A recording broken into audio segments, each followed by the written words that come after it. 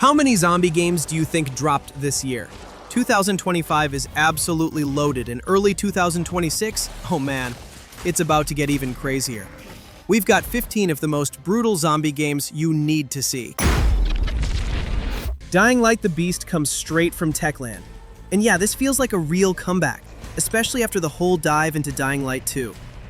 Originally meant as DLC, it leaked and then turned into a full standalone, which honestly makes sense once you see how much they poured into it. Gameplay? Man, they cranked it up. You're Kyle Crane again, but after 13 years of twisted experiments, he's, well, more than human. Now you've got Beast Mode, which means smashing heads, ripping limbs, and just feeling insanely powerful. You're bouncing between slick parkour, brutal melee, and even driving 4x4 vehicles through Castor Woods. And yeah, daytime feels manageable, but when night falls, it's a whole different nightmare. Story's pretty raw. Kyle's back, bloodied but alive, dead set on revenge against the Baron, the cruel brain behind his existence. This one's personal. It's about redemption, rage, and coming to terms with how broken you've become.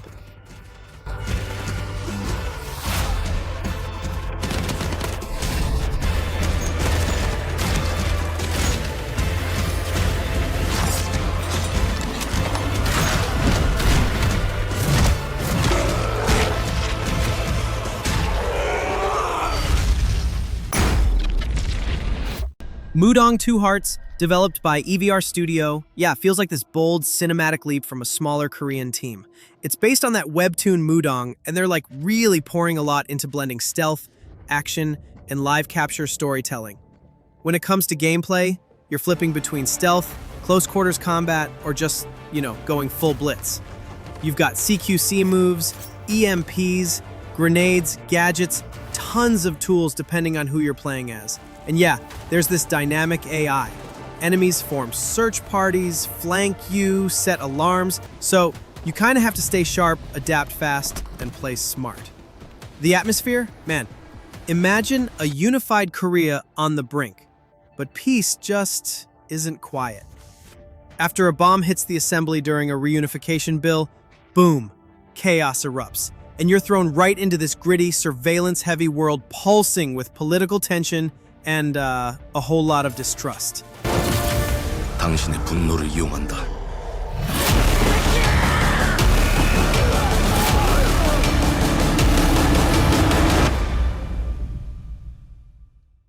지정태.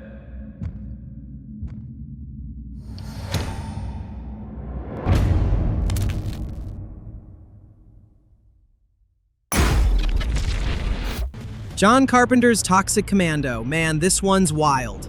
So picture this, Earth's core is screwed, some science experiment goes sideways, and suddenly the planet's crawling with these things called sludges. Yeah, they're nasty. You and your squad? You're basically cleanup crew, except cleanup means blowing stuff to bits. Gameplay is all about co-op chaos. 4 players, tons of guns, and, vehicles. Big armored trucks that feel like Mad Max on steroids. You're mowing down hordes of monsters while jamming to an 80s soundtrack that honestly slaps. It's not just mindless shooting though. You've got loadouts, perks, and yeah, strategy matters. Those sludges, they don't stop.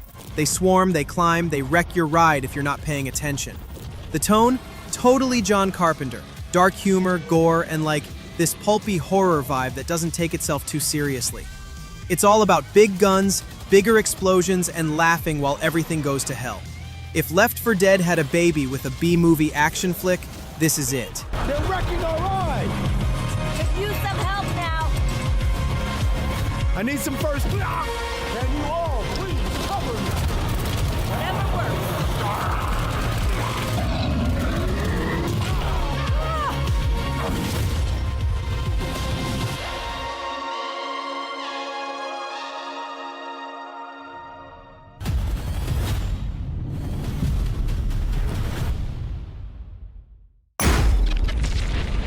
Projekt Z Beyond Order is kinda wild. It's this World War II zombie shooter, but not the usual shoot and run stuff. You've got survival, crafting, and base building mixed in. You and up to 3 buddies drop on this Nazi-controlled island, and it's crawling with the undead. Not just mindless zombies either. These things are tied to some twisted experiments. The whole loop? Pretty cool. You're scavenging for blueprints, building your hideout, upgrading weapons, and yeah, taking on missions that actually connect to each other. There's a free roam mode if you just want to explore and do your own thing. Plus, a classic wave survival mode when you're in the mood to test how long you can last. And the island? It's not just empty forests. It's got caves, military bunkers, and these creepy old structures that really sell that World War II horror vibe. What I like is it's not all mindless shooting. You gotta manage resources, craft gear, and bring on NPCs to help out. Kind of feels like Left 4 Dead meets DayZ with a pinch of Wolfenstein horror thrown in.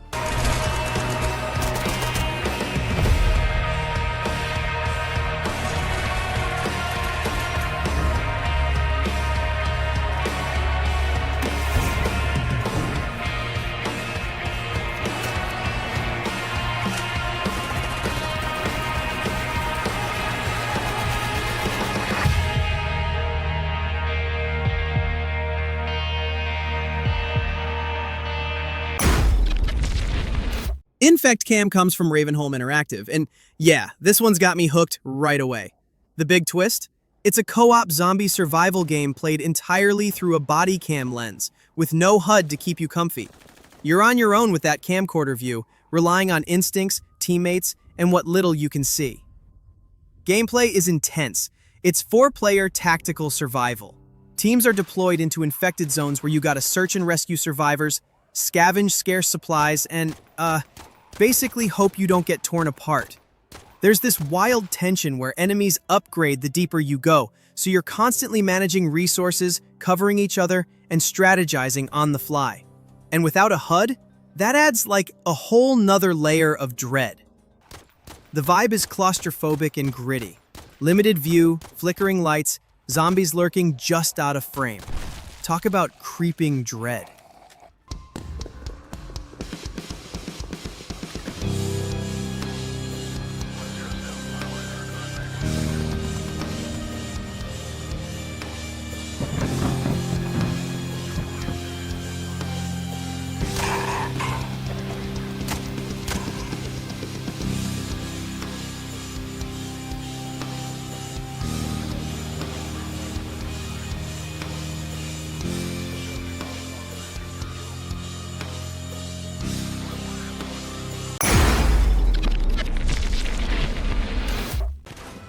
Fear the Timeloop comes from taco eaters. And yeah, they're serving up this third-person horror experience that's more than just your typical run-from-zombies gig.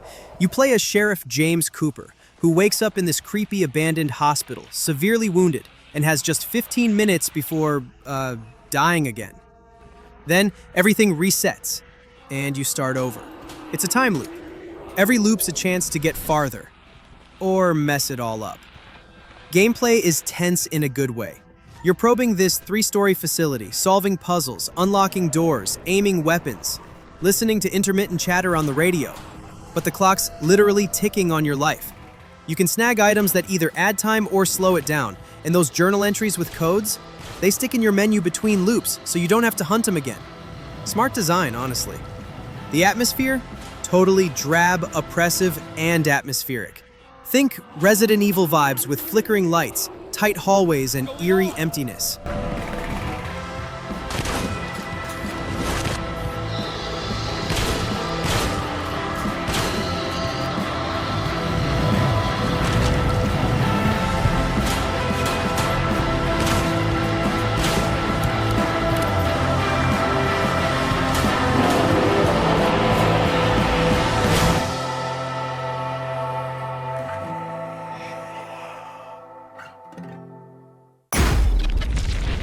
Echoes of the Living plays like a true return to classic survival horror, only with modern visuals layered on top. Anyone who grew up with the late 90s titles will recognize the fixed camera angles, slower pacing that builds tension, and puzzles that require careful thought. It feels familiar, yet refreshed. You play as different characters caught in a city swallowed by chaos, and honestly, it nails that sense of isolation those older games thrived on. Ammo's scarce, every bullet counts, and the monsters? Yeah, they're not just cannon fodder. You'll feel the weight of every encounter. What's cool is how it balances nostalgia and modern design. The environments look gorgeous but unsettling. Dim streets, flickering lights, interiors that feel almost too real. And the soundtrack? Pure tension, the kind that makes you dread turning the next corner. If you've been craving a survival horror experience that doesn't handhold you but still feels fresh, this might be the one.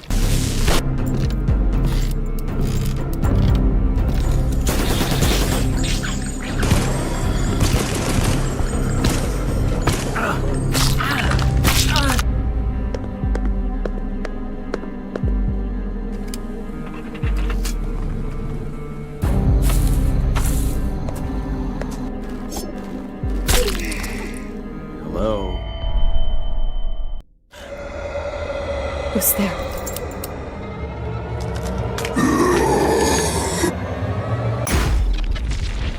CrisisX drops you into this massive, post-apocalyptic open world. Like, we're talking 1,200 square kilometers of destruction and chaos, with up to 5,000 players on one server. It's wild. You're basically a survivor in a world gone to shit from a deadly infection. And your only goal? Live another day. Gameplay-wise, it's a full-on survival crafting MMORPG. You roam across crazy diverse biomes, tight snowy mountains, desolate western towns, hidden labs, and everything feels alive yet threatening. You gather food and water, scavenge materials, craft weapons, and even tame horses or build shelters.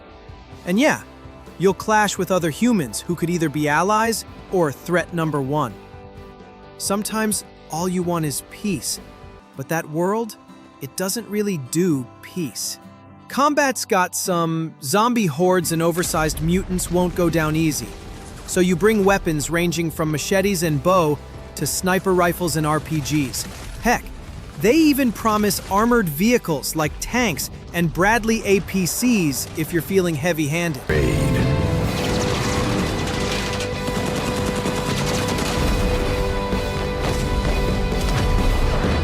The living's become the real crisis.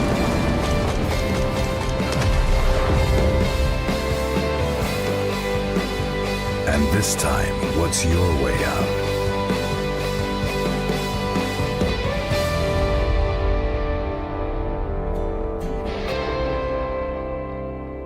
Survive your way.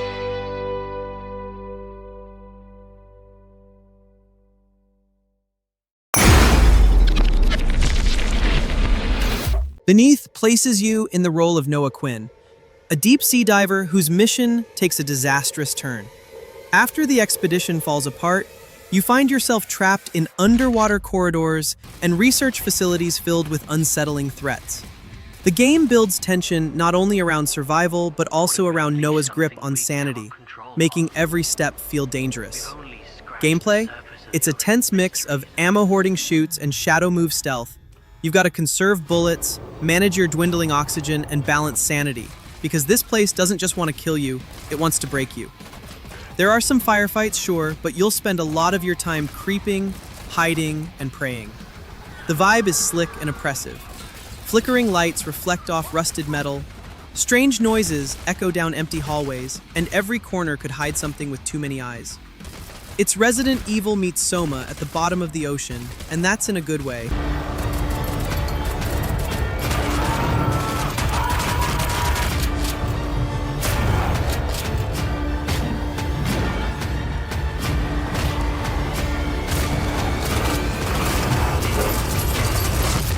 Newfound creature, it's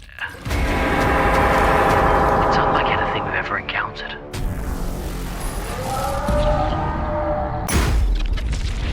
Killing Floor 3. Okay, this one's the latest from Tripwire Interactive. It's the new chapter in the Zed-slaying co-op horror shooter series your squad still quotes whenever visceral horror hits the playlist. The game's set in 2091, and oh man, the premise is pure over-the-top chaos. You're a Nightfall specialist, think futuristic zombie exterminator, dropping into hot zones to wipe out waves of those bioengineered nightmares called Zeds. You can drop in alone, but the real fun is in 6-person co-op full-on crossplay action. Yeah, 6! Better snag some friends for this one. Combat's got that satisfying pop back. They added weapon mod systems, better movement, and the gore-drenched MEAT system. Yep, head popping, limbs flying, in slow-mo or Z-time if you're feeling fancy. And traps or turrets? You can rig up environmental chaos mid-match. The launch wasn't smooth either. Original release was delayed from March after beta feedback, hitting better visuals and UI.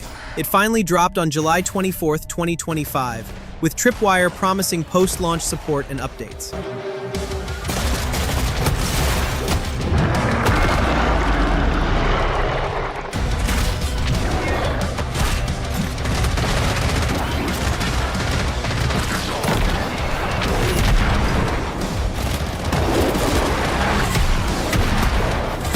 Good thing I'm not given to panic. Oh, I think I might have done a little wee.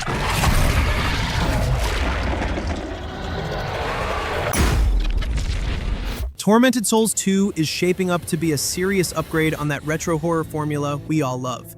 You're back with Caroline Walker, 6 months after everything went down at Wildberger Hospital. Now, trying to get her sister Anna back to some normalcy. But of course, nothing's ever normal in Horrorland. The gameplay nails that old-school survival horror vibe, but with some nice modern tweaks. You've still got that lockdown camera angle, the tank-like movement, and intense puzzles. But now you can bend reality a bit. Yeah, Caroline can slip into an alternate other side, and even tweak the timeline to shift her path forward. And oh man, the weapons, chainsaws, nail guns, makeshift gear, stacked with quick select so you can switch when things get intense. The vibe? Picture a shadowed convent, an abandoned mall, a derelict school, and then step through a mirror to see it all warped into something unrecognizable. This is Silent Hill territory, but with stillness, thought, and dread instead of jump scares. Just hearing whispers through the static in a twisted hallway, that's the heart attack.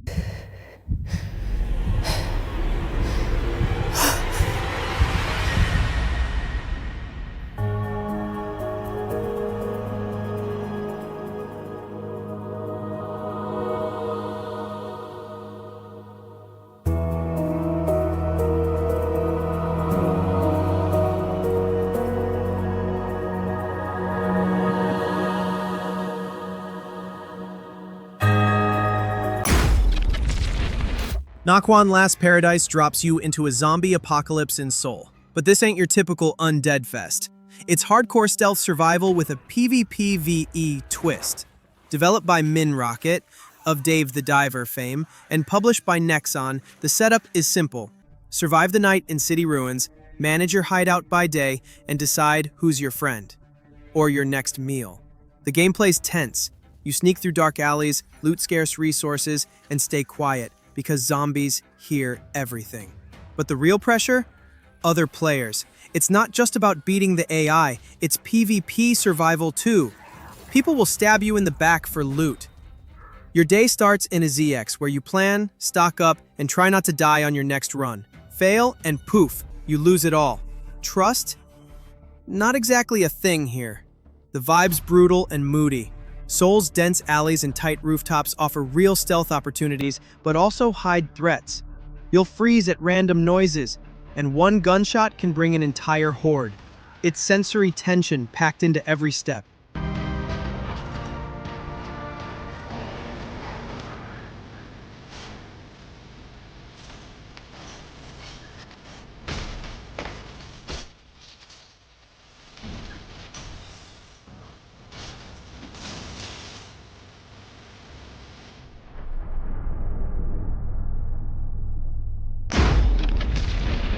Cronos The New Dawn is Bloober Team's bold leap from psychological horror into time-warped sci-fi survival territory. And it's, looking wild. You're the Traveler, a time-hopping agent for some shadowy collective. Your mission is brutal. Fight through a ruined future, extract key people from the past, and do it all before humanity totally crashes. Oh, and there's a twist. When you kill mutated monsters, you better burn their bodies fast, or else they can fuse into even nastier abominations. Trust me, that don't let them merge bit isn't a joke. Gameplay is tense in a smart way. It's third-person survival horror with strategic firepower and tight resources. You toggle between a dystopian wasteland and 1980s Poland, blending retro-futurist tech and oppressive brutalist architecture. There's time rifts, soul harvesting, and gear that literally haunts you if you carry too much. It's not just horror, it's thematic. Set in Nowa Huta, Krakow's industrial heart, the game digs into Poland's cultural weight and communal history. Something is here.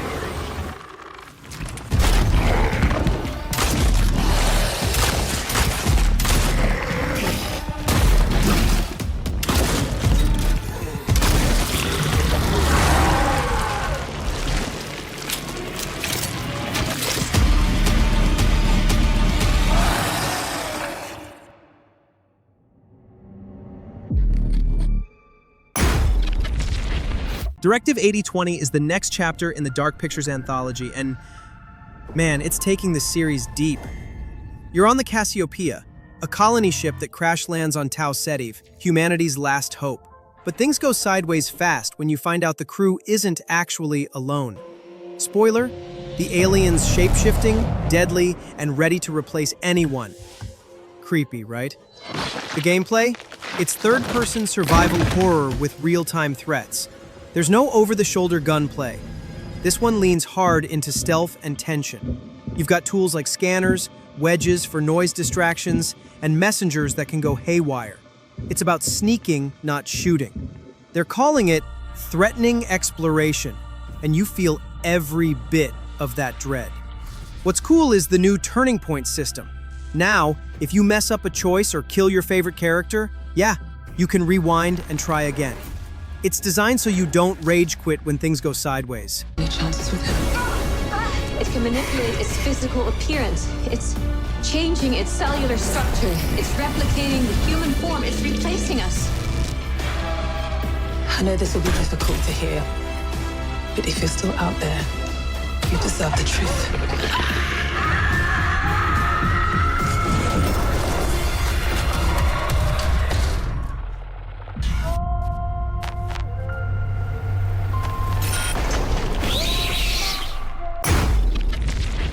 Resident Evil Requiem is officially the 9th mainline entry in the series. Coming from Capcom, and let me tell you, it looks like the best of both worlds for survival horror fans.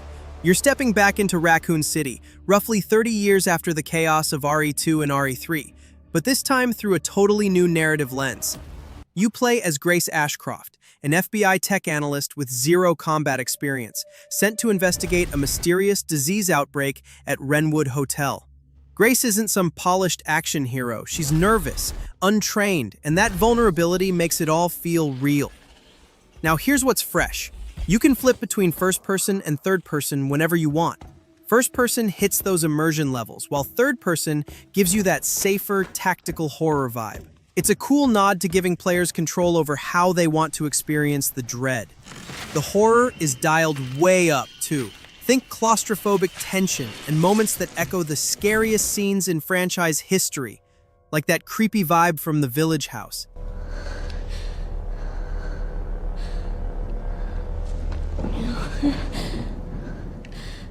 Infected.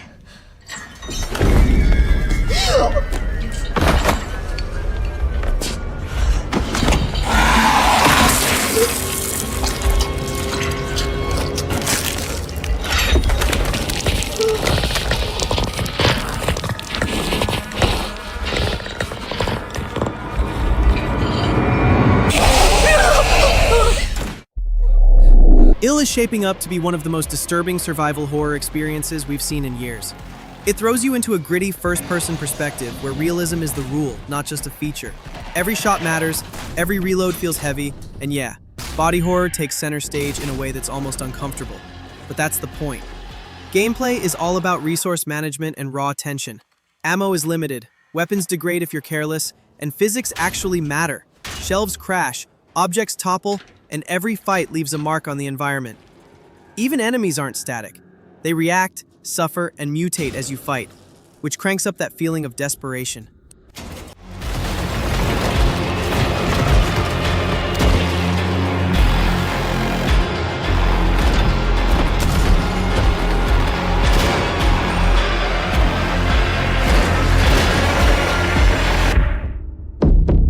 Blight Survival is this looming, medieval action horror co-op game that drops you into a war-torn no man's land between two warring kingdoms. A deadly plague, called the Blight, rises from the deceased and turns both man and beast into nightmarish monsters. You're one of the Rivens, the reluctant heroes tasked with rooting it out, and, hopefully, ending it. Gameplay is tense and unforgiving. Single-player or up to 4-player co-op, sneaking or smashing through enemy lines, choosing between sneaky stealth and visceral melee.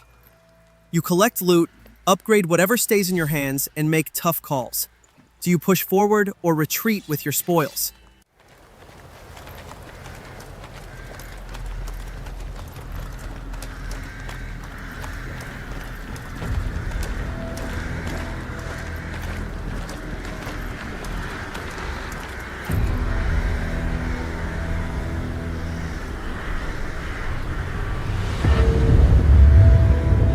Regeneration throws you into a surreal third-person survival horror nightmare, developed by Mysterial Games. You play as a scientist, stranded in an abandoned post-Soviet complex after your team's gone dark. The place? It's not just empty. It's crawling with strange mutated beings spawned from failed experiments. Gameplay leans into cerebral survival horror. You've got scanners, UV flashlights, ultrasound tools, DNA analyzers, the kind of knickknacks that feel more scientific than combat. You'll sneak through toxic zones, biohazards, and ever-shifting environments where stealth, wits, and crafting are your lifelines. I'm not from this world. They hide in the shadows, playing with us. Someone has to stop this before it awakens. Kate, please. Forgive me.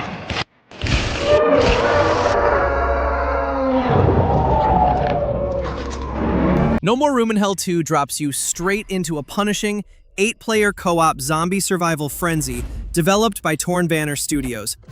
It launched into early access back in October 2024, built on Unreal Engine 5, and yeah, it's still fleshing itself out with community feedback and regular updates. The core loop is tense and adrenaline-fueled.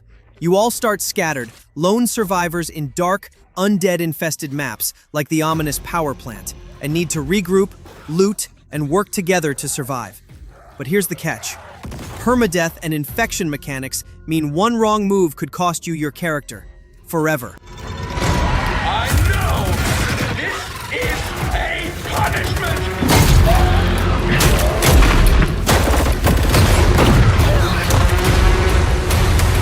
The other place, it's full.